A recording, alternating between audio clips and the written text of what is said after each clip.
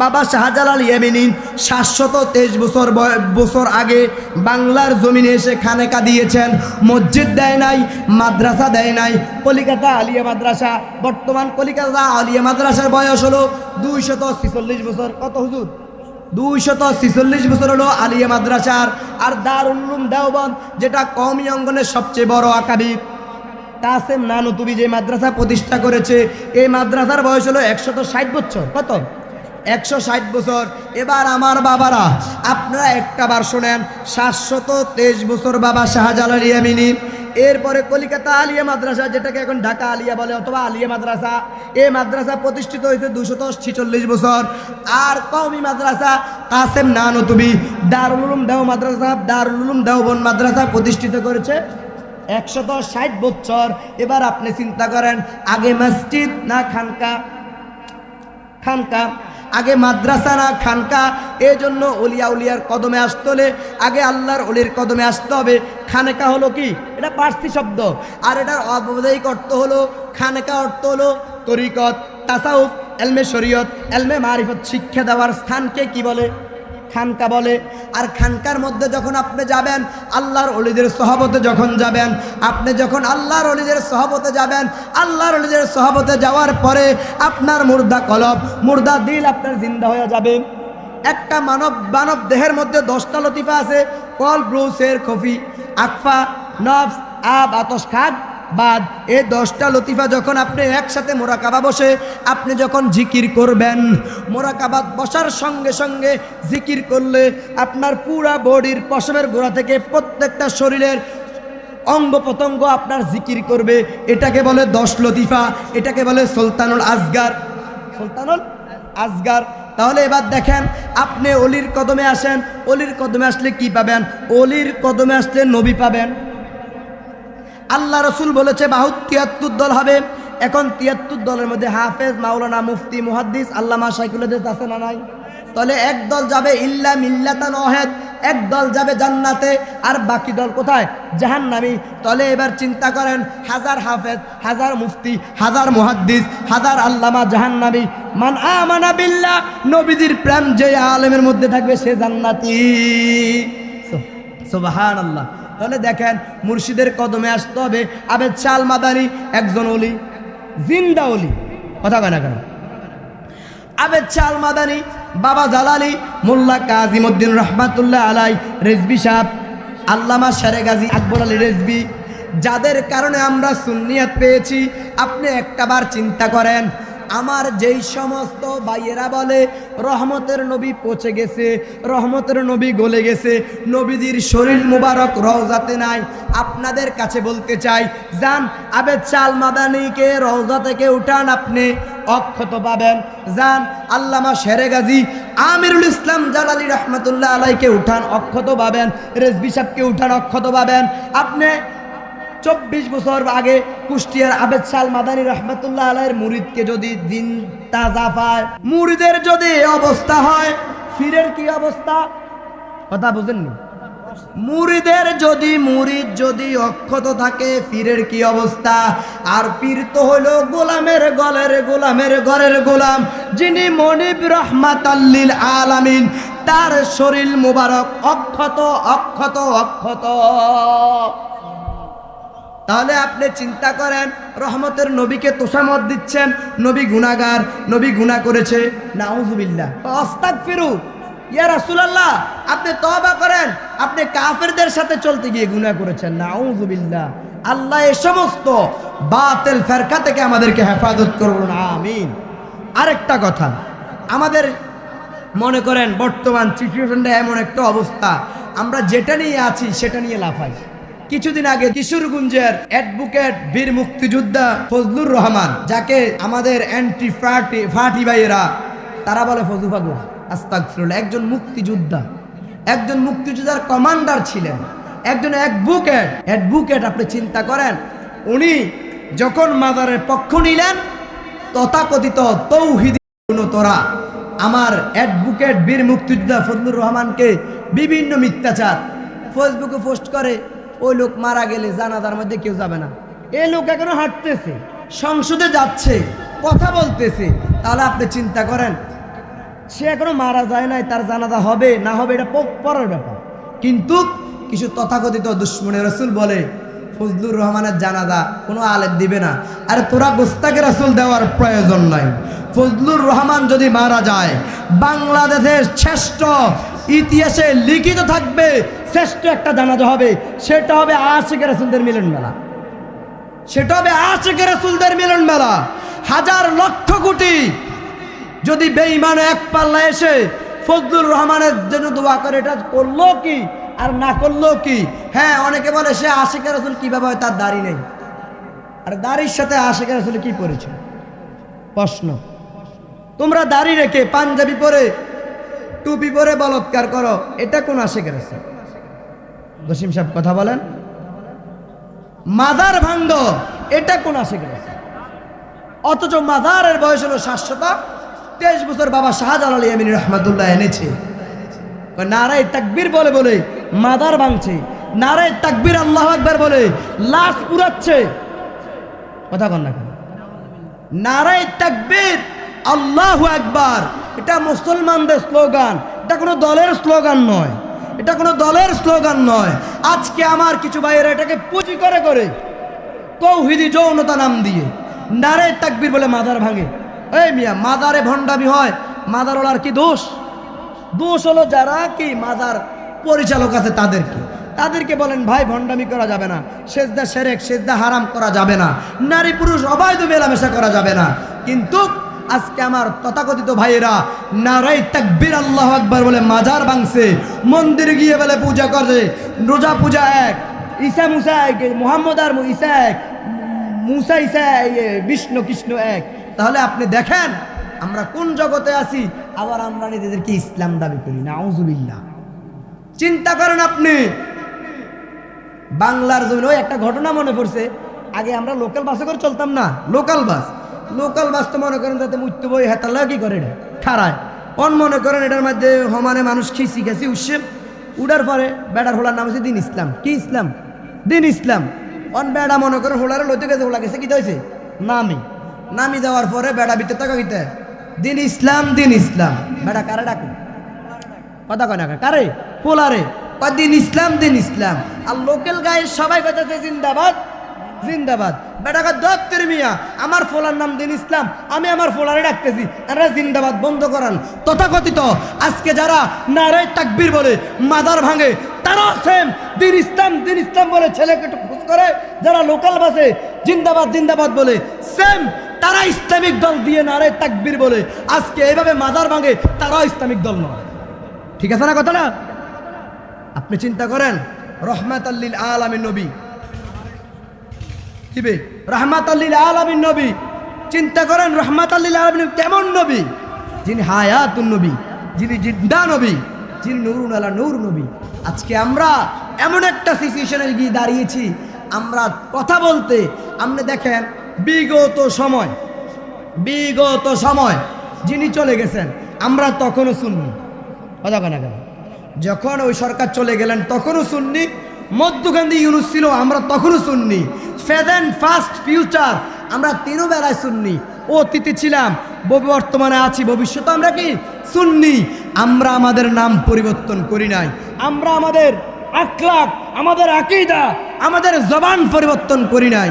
আজকে যারা অসংখ্য সমাজের মধ্যে অসংখ্য লোক আছে মিলাদ কিয়াম শিখে সুন্নি মসজিদে এসে ইমামতি করে, তলে তলে ইন্ডিশন দেয়, আছে না নাই? বলে বাবা চিন্তা করেন আপনি, ইন্নাল মুনাফিকিনা ফিদ দারকিল আসফালি মিনান নার, মুনাফিকের অবস্থা হবে জাহান্নামের তলদেশ।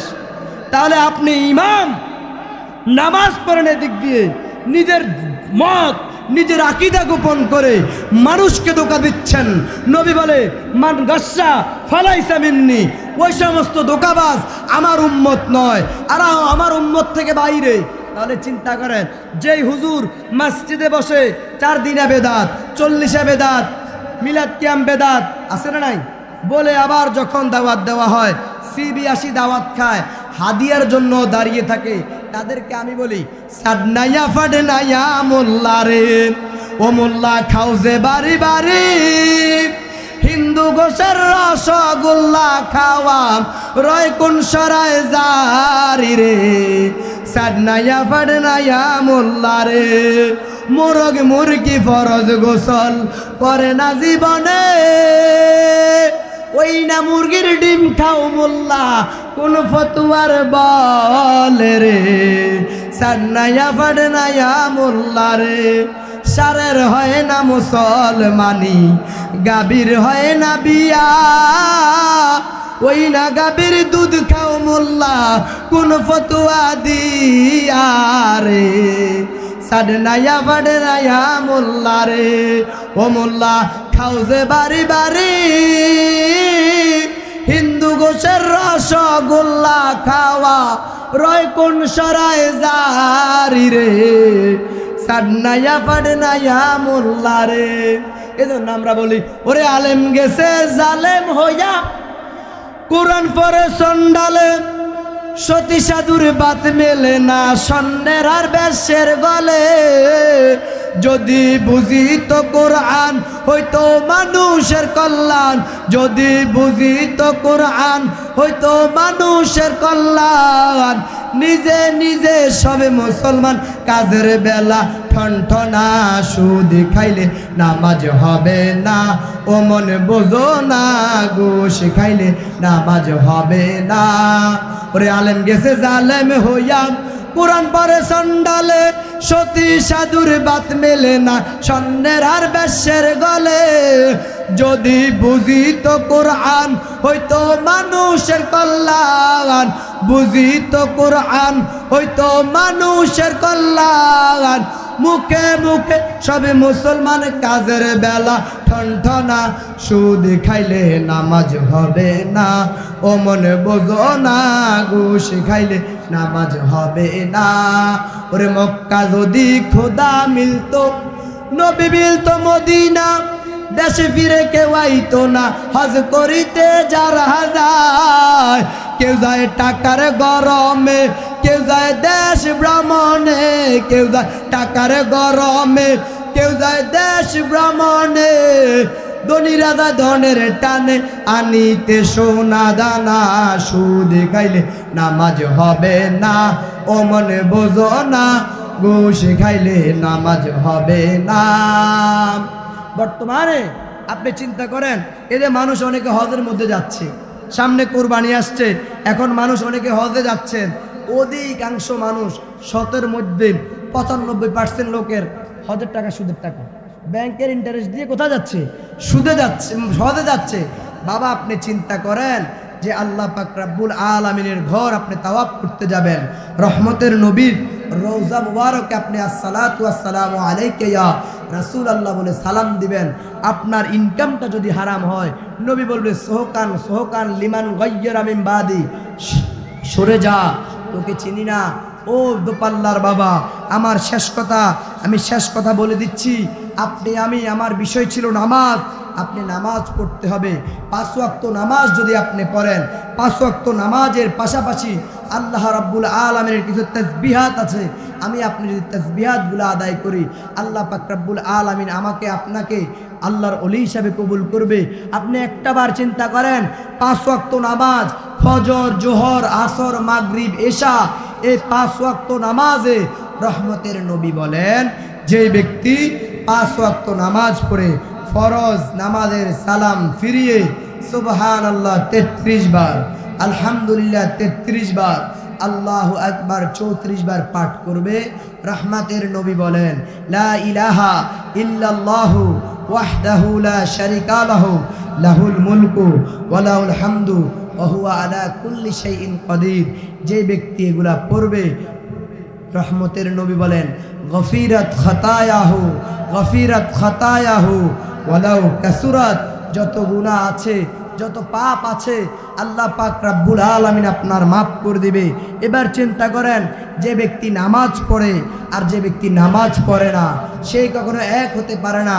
ও দোপাল্লার বাবারা একটাবার চিন্তা করেন ৫ ওয়াক্ত নামাজ আমরা যারা আদায় করি ৫ ওয়াক্ত নামাজ ফজর জোহর আসর মাগরিব ইশা এই নামাজকে সুন্নতে মুআক্কাদা সুন্নতে জায়েদা ফরজ এরপর নফল ওয়াজিবে ভাগ করা হয়েছে। এবার আপনি আসেন 5 ওয়াক্ত নামাজ, ফজরের 4 রাকাত, জোহরের 10 রাকাত, আসরের 4 রাকাত, মাগরিবের 5 রাকাত, এশার 9 রাকাত, শুধু সুন্নতে মুআক্কাদা এবং ফরজ এবং ওয়াজিব নিয়ে এই 32 রাকাত। চিন্তা করেন আপনি আমি যখন নামাজে দাঁড়িয়ে যাই আল্লাহু আকবার বলে, আমরা যখন দাঁড়িয়ে যাই সানা পড়ি, দোয়া পড়ি, কিন্তু আমরা যখন সূরা ফাতিহা পড়ি আলহামদুলিল্লাহি রাব্বিল আলামিন, আপনি আমি যখন নামাজের মধ্যে দাঁড়িয়ে আলহামদুলিল্লাহি রাব্বিল আলামিন, আমরা 32 রাকাত নামাজের মধ্যে 32 বার সূরা ফাতিহা পড়ি, তাহলে আলহামদুলিল্লাহি রাব্বিল আলামিন আমি 32 বার রবকে রব বলে স্বীকার করছি। এবার যখন আমি রুকুতে যাই সুবহানা রাব্বিয়াল আযীম, সুবহানা রাব্বিয়াল আযীম, সুবহানা রাব্বিয়াল আযীম, এখানেও আমি রবকে রব বলে স্বীকার করছি।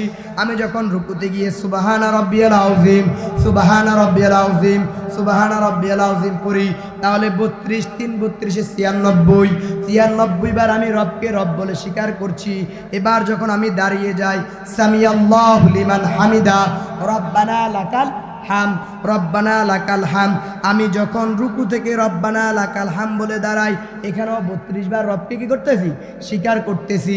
এবার আসেন আমরা যখন সিজদার মধ্যে যাই সুবহানা রাব্বিয়াল আলাম, সুবহানা রাব্বিয়াল আলাম, সুবহানা রাব্বিয়াল আলা, এবার 3 5 7, কেউ 3 বার পরে, কেউ 5 বার পরে, কেউ 7 বার পরে, কেউ 11 বার পরে, আপনার ব্যক্তিগত মত, কিন্তু কমপক্ষে 3 বার।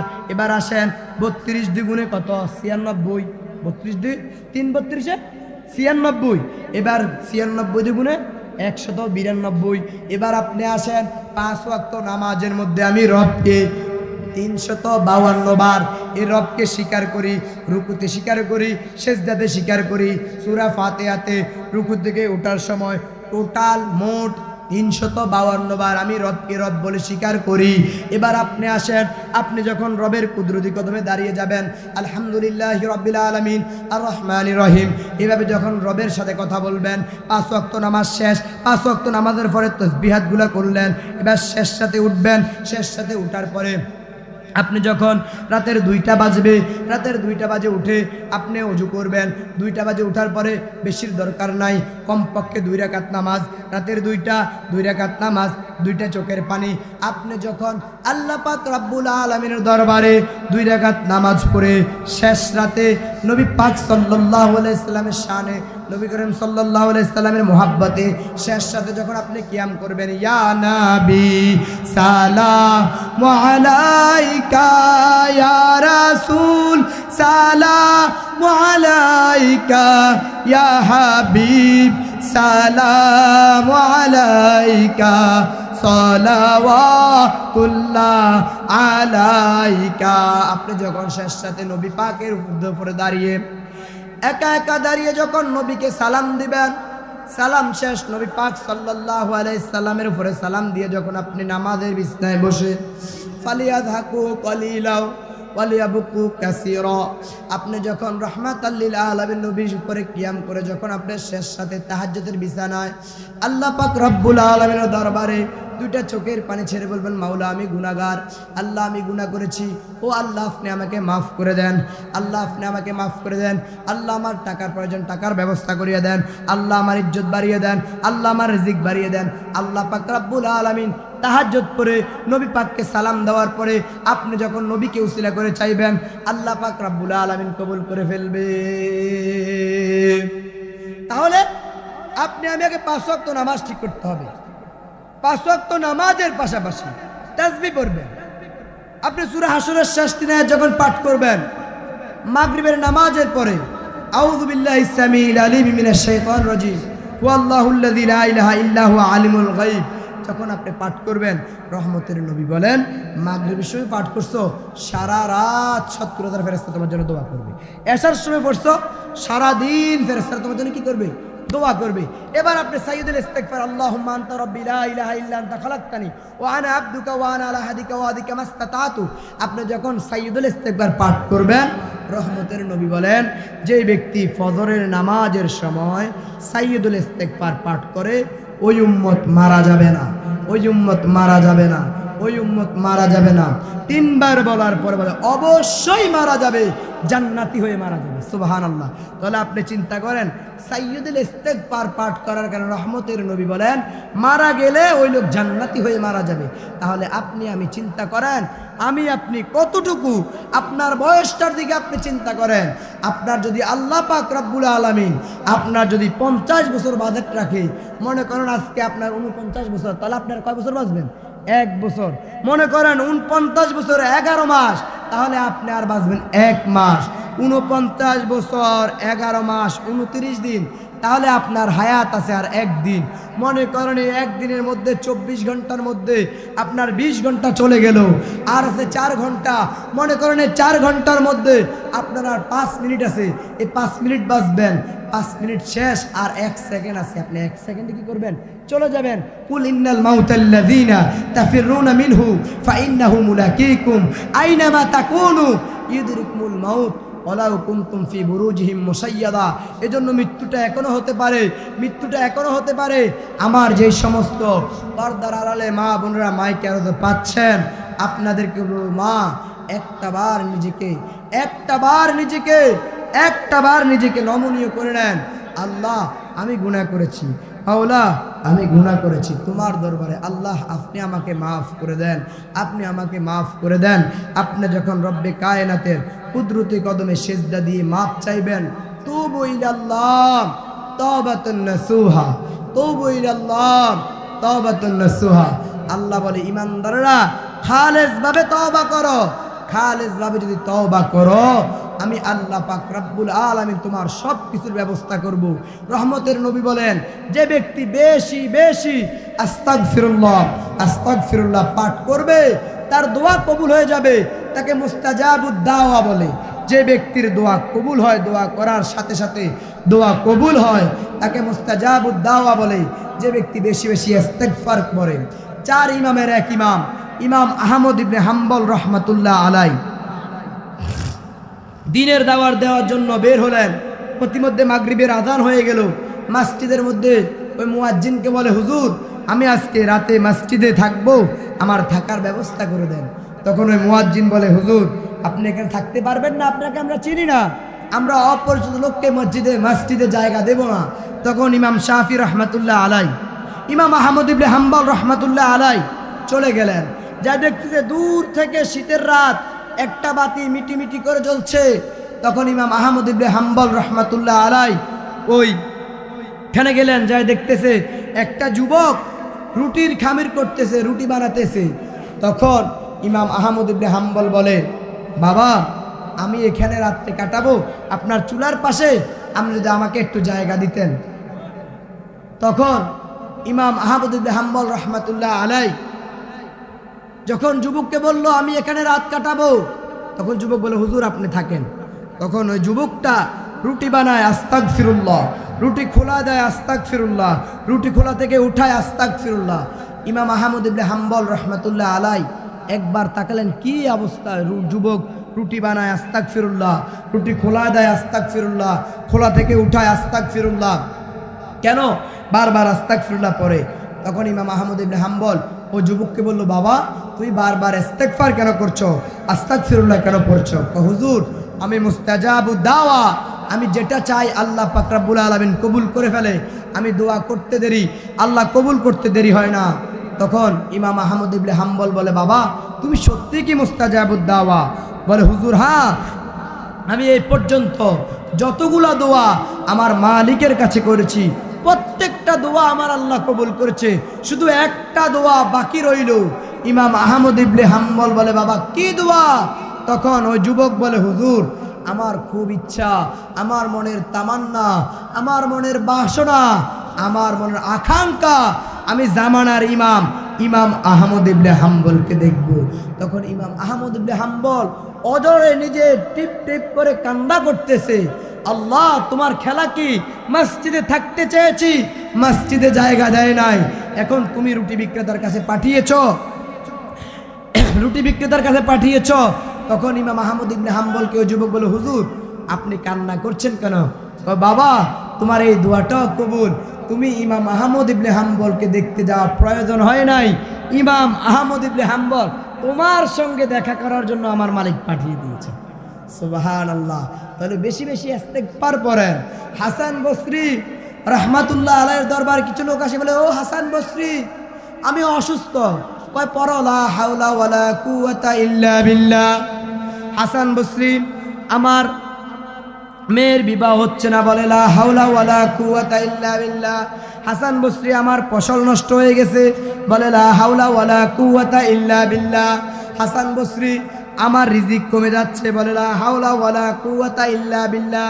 হাসান বসরি আমি অসুস্থ, বলে লা হাওলা ওয়ালা কুওয়াতা ইল্লা বিল্লাহ। এক এক করে হাসান বসরি সবাইকে বিদায় করে দিলেন। বিদায় করার পরে হাসান বসরির খাদেম বলে, হুজুর মানুষ একজন এক একটা রোগ নিয়ে এসেছে, আপনি সবাইকে ওষুধ দিয়েছেন একটা, লা হাওলা ওয়ালা কুওয়াতা ইল্লা বিল্লাহ, লা হাওলা ওয়ালা কুওয়াতা ইল্লা বিল্লাহ। কেন দিয়েছেন? হাসান বসরি বলে, যখন কোনো বান্দার গুনাহ হয়ে যায় তখন তার অসুখ হয়, যখন কোনো বান্দার গুনাহ হয়ে যায় তার রিজিক কমে যায়, যখন কোনো বান্দার গুনাহ হয়ে যায় তার ফসল নষ্ট হয়ে যায়, যখন কোনো বান্দা গুনায় লিপ্ত হয় তখন তার সংসারের মধ্যে ভেজাল সৃষ্টি হয়। আমাদের অনেকের সংসারে আছে না দাম্পত্য জীবনে কলহর, এ কেন? হয়তো স্ত্রী গুনাহগার, না তো কি স্বামী গুনাহগার। তখন হাসান বসরি বলে, যে ব্যক্তি তওবা করবে আল্লাহ সব কিছু ব্যবস্থা করে দেবে। সুবহানাল্লাহ। তাহলে দেখেন আজকের এই মাহফিলটা তখন সার্থক হবে, তখন কবুল হবে যখন আমরা মাহফিল থেকে যাওয়ার পরে 5 ওয়াক্ত নামাজি হব, যখন আমরা ইস্তেগফারওয়ালা হব, দুরূদ শরীফ পাঠ করাওয়ালা হব। দেখেন দুরূদ শরীফ পাঠ করতে করতে আপনি দুরূদ শরীফ পাঠ করলে তো এখন আমাদের অনেকে অনেক তবকা দেয়, মিথ্যা তবকা দেয় না। দেখেন দুরূদ শরীফ অনেকগুলো দুরূদ আছে।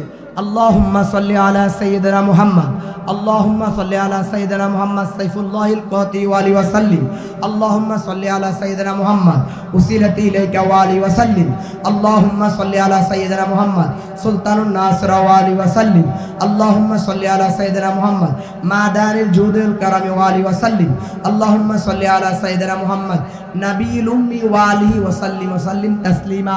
এই সমস্ত দুরূদ। এবার আসেন এক এক দুরূদের এক রকম ফজিলত। আপনি যখন বেশি বেশি দুরূদ শরীফ পাঠ করবেন, বেশি বেশি দুরূদ শরীফ পাঠ করলে আপনার অবস্থা কি হবে? হাসরের ময়দানে মিজানের পাল্লায় কিছু লোককে আল্লাহ রাসূল সাল্লাল্লাহু আলাইহি সাল্লাম শাফায়াত করবে। কিভাবে? যখন মিজানের পাল্লা টানাবে, কিছু ফেরেশতা আইসা একজন উম্মতকে নিয়ে যাবে মাপার জন্য, নেক এবং বদ আমল মাপার জন্য। তখন ওই উম্মত নেক আমল বদ আমল মেপে দেখতেছে উম্মত ইমানদার, লেকিন গুনাহ বেশি নেক কম। তখন জাহান্নামী ফেরেশতারা আইসা ওই উম্মতকে জাহান্নামের দিকে নিয়ে যাচ্ছে। তখন আদম সফিউল্লাহ বাবা আদম বলবে, ইয়া আহমদ, ও মুহাম্মদ রাসূলুল্লাহ সাল্লাল্লাহু আলাইহি সাল্লাম, আপনার উম্মতকে ফেরেশতারা জাহান্নামের দিকে নিয়ে যাচ্ছে। আমার নবী সেজদা থেকে উঠে বলবে, ও ফেরেশতারা দাঁড়িয়ে যাও, ও ফেরেশতারা দাঁড়িয়ে যাও, ও ফেরেশতারা দাঁড়িয়ে যাও। ফেরেশতারা দাঁড়াতে চাইবে না। একবার, দুইবার, তিনবার বলার পরে আরশে আজিম থেকে আল্লাহ পাক রব্বুল আলামিন বলবেন, ও ফেরেশতারা দাঁড়াও না কেন? ওয়ারাফানা লাকা যিকরাক, আজকে আমার হাবিবের ইজ্জত, আমার হাবিবের মর্যাদা বোঝানোর জন্য আজকে হাসরের ময়দানকে আমি সাজিয়েছি। তখন ফেরেশতারা দাঁড়িয়ে যাবে। আমার আপনার নবী ফেরেশতাদের কাছে গিয়ে বলবে, ও ফেরেশতারা আমার উম্মতকে কেন নিয়ে যাচ্ছ? তখন ফেরেশতারা বলবে, ইয়া রাসূলুল্লাহ সাল্লাল্লাহু আলাইহি সাল্লাম, আপনার উম্মত ইমানদার কিন্তু গুনাহ বেশি নেক কম। তখন আমার নবী বলবে, ফেরেশতারা আমার সামনে আরেকটা বার মাপো। তখন রহমাতাল লিল আলামিন নবীর সামনে আবারও মিজানের পাল্লায় ওই উম্মতকে উঠিয়ে দিলেন। ঠিক ওই উম্মতের নেক আমল কম, বদ আমল বেশি, নেক আমল কম, বদ আমল বেশি। এমত মুহূর্তে তখন রহমাতাল লিল আলামিন নবী নিজের জেব মোবারক থেকে এইভাবে একটা কাগজের টুকরা নেক আমলের পাল্লা রেখে দিলেন। নেক আমলের পাল্লা রাখার সঙ্গে সঙ্গে নেক আমলের পাল্লাটা ভারী হয়ে গেল। তখন জান্নাত থেকে দুইজন ফেরেশতা আসি ওই উম্মতকে জান্নাতের দিকে নিয়ে যাচ্ছে। তখন ওই উম্মত বলবে, ফেরেশতারা, ও ফেরেশতারা একটু দাঁড়াও না। এই মুহূর্তে মা আপন না, বাবা আপন না, ভাই আপন না, কেউ আপন না। এই মুহূর্তে আমার এই উপকারটা কে করলো? তখন ফেরেশতারা বলবেন ইনি হলেন মুহাম্মদুর রাসূলুল্লাহ সাল্লাল্লাহু আলাইহি ওয়াসাল্লাম। তখন ওই উম্মত বলতেন, উম্মত তুমি না দেখে দেখে আমার শানে ইয়া নবী সালামু আলাইকা আল্লাহুম্মা সাল্লি আলা সাইয়্যিদিনা মুহাম্মদ বেশি বেশি দুরূদ পড়েছ। তোমার এই বেশি বেশি দুরূদটা আজকে আমি মিজানের পাল্লায় ফিরিয়ে দিয়ে তোমাকে শাফায়াত করলাম। সুবহানাল্লাহ। তাহলে দেখেন প্রত্যেকটা হার ইস্তেগফার, হার দুরূদ শরীফ যখন আপনি পড়বেন আপনার জীবনটা আলোকিত হয়ে যাবে। আপনি যখন মনে করেন গান বাদ্য নেশার মধ্যে থাকবেন, নবী বলেন সালাসাতুন হারামাল্লাহু আলাইহিমুল জান্নাহ, 3 শ্রেণী মানুষের জন্য জান্নাত হারাম। 1 নাম্বার মুদমিনুল খামরি, যারা নেশাদ্রব্য গ্রহণ করে, যারা গাঁজা খায়, যারা বাবা খায়, যারা ইয়াবা সেবন করে, যারা পেন্টি সেবন করে, এজন্য তাদের জন্য জান্নাত হারাম, তাদের জন্য জান্নাত হারাম, তাদের জন্য জান্নাত হারাম, তারা নিঃসন্দেহে জাহান্নামী। মুদমিনুল খামরি। এবার আসেন এই কথার সঙ্গে কথায় কথা বাড়ে। আমাদের দেশের মধ্যে যারা অল্প ব্যবসা করে, গাঁজা মদের ব্যবসা করে না, এলাকার মধ্যে আছে না নাই? গাঁজা মদের ব্যবসা করে, হাতে মনে করেন 10-20 টাকা আনি হাতে বিক্রি করে, হেতারে ধরে হাতে ঢুকায় 3 লাখ টাকা জরিমানা করে।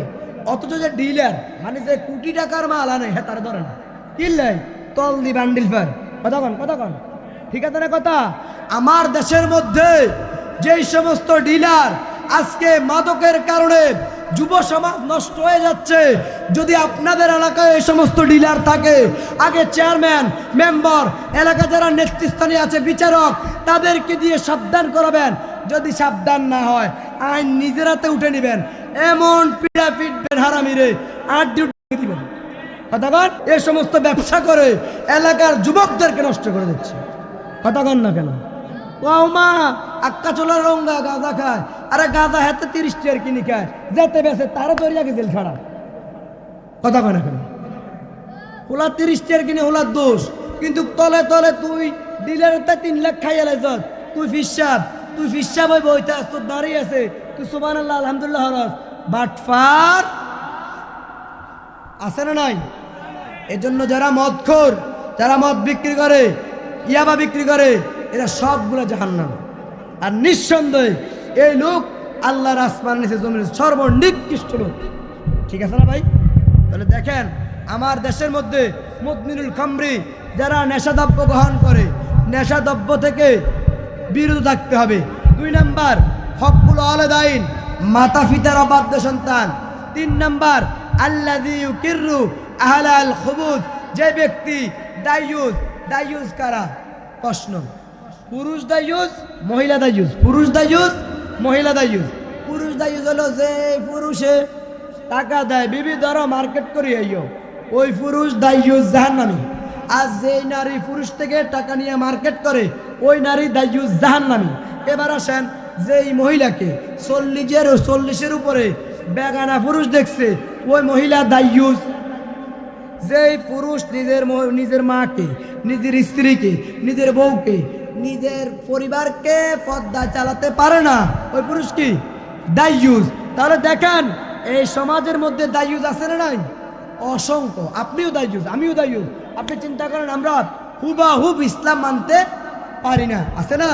হুবাহুব মানতে পারি না, এই জন্য মানতে হবে, চেষ্টা করতে হবে, চেষ্টা না করলে হবে না। তাহলে মূল কথা হলো এই 3 শ্রেণীর মানুষ। 1 নাম্বার হলো যারা মদ সেবন করে, গাঁজা সেবন করে, এই। আর শেষ কথা হলো, সময় শেষ কথাটা হলো আমরা মাজারওয়ালা, আমরা মাজারকে ভালোবাসি। আমাদের বর্তমান প্রধানমন্ত্রী জনাব তারেক রহমান, উনিও মাজারকে ভালোবাসে, উনিও মাজার জিয়ারত করে। তিনি আজকে বাবা শাহজালাল আলী আমিনী রহমাতুল্লাহ আলাইহির মাজার জিয়ারত করতে গেছেন। তাহলে ওই সমস্ত তৌহিদি যৌনতাদেরকে বলতে চাই, তোমরা যারা মাজার বিরোধী, আমার দেশের সরকার মাজার জিয়ারত করে, আমার দেশের এমপি মন্ত্রীরা মাজার জিয়ারত করে। মূল কথা হলো মাজার আছে, মাজার থাকবে, ওলি আছে, ওলি থাকবে। পীর মাশায়েখ ছিল, পীর মাশায়েখ আছে। এখন আমাদের ঐক্য হওয়া দরকার, এখন ঐক্য হওয়া দরকার। বারবার তাসবিহ টিপলে ঐক্য হবে না। যেখানে লাঠি ধরার দরকার সেখানে লাঠি ধরতে হবে, যেখানে দোয়া করা দরকার সেখানে দোয়া করতে হবে।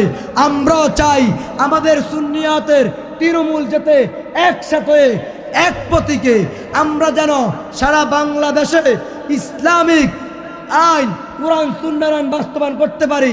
আল্লাহ যেন আমাদের বুঝার তৌফিক দান করুন, আমিন। এসে কবরে প্রশ্ন করবে মুনকার নাকিরে, এসে কবরে প্রশ্ন করবে মুনকার নাকিরে। হুজুরকে কবরে রেখে জিজ্ঞাসে ফেরেশতাগণ, চিনো কি না চিনো তার, এই কথা বলো এখন। পীরের সাথে ভাবে না থাকলে, পীরের সাথে ভাবে না থাকলে চিনবে না নবীজিকে। এসে কবরে প্রশ্ন করবে মুনকার নাকিরে, এসে কবরে প্রশ্ন করবে মুনকার নাকিরে। কবরেতে থাকবে নবী নূরের সুরত করে ধারণ, ভক্ত যারা চিনবে তারা চিনবে আর নবীগণ। কবরেতে থাকবে নবী নূরের সুরত করে ধারণ, ভক্ত যারা চিনবে তারা চিনবে আর নবীগণ। দয়ালে নবী উম্মদে বইলা, মায়ার নবী উম্মদে বইলা নিয়ে কাছে টানিয়ে। এসে কবরে প্রশ্ন করবে মুনকার নাকিরে, এসে কবরে প্রশ্ন করবে মুনকার নাকিরে। কবরেতে ফাঁস করিলে হাসরে ভাবনা নাই, ছাড়তে পারলে সবে ইবাদত পীরের সুরত ছাড়তে নাই। কবরেতে ফাঁস করিলে হাসরে ভাবনা নাই, ছাড়তে পারলে সবে ইবাদত পীরের সুরত ছাড়তে নাই। দয়াল নবী উম্মদে বইলা, মায়ার নবী উম্মদে বইলা নিয়ে কাছে টানিয়ে। এসে কবরে প্রশ্ন করবে মুনকার নাকিরে, এসে কবরে প্রশ্ন করবে মুনকার নাকিরে।